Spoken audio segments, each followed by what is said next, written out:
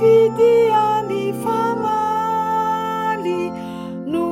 nentina iny fanompo fataninao ry Jeso Tompo ny anaranay ny fietrena sy izany fanavoanao tena fa ny taona roapolo ny sahanao ry Tompo dia anandratam-piderana mifanompo ampitiavana miara-miasa sy mihavana miazona fanaontenana mandrapody ary kanana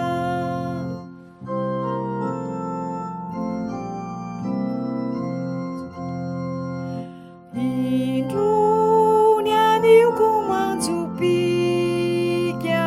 maza verika mibalika ny voninahitra riray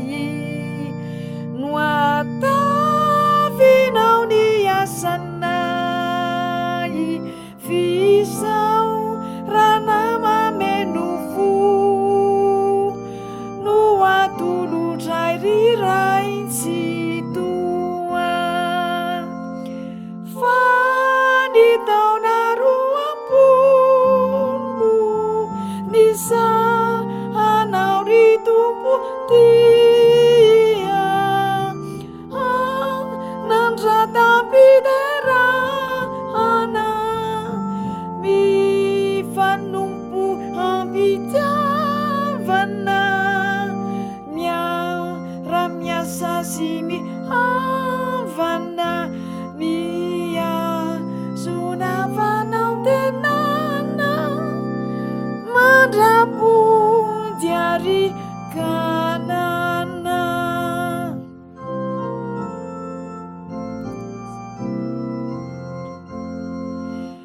ny ampitsoko tsy mampanay fa eo hatrany anao fanay efa tsy injonay sahady fa ninonironaoady ny fanatrehanao anjelona tra hampandresianay tsy omenatra fa ny taona roapolo ny sahanao ry Tompo dia anandratam-piderana mifanompo ampitiavana miara-miasa sy mihavana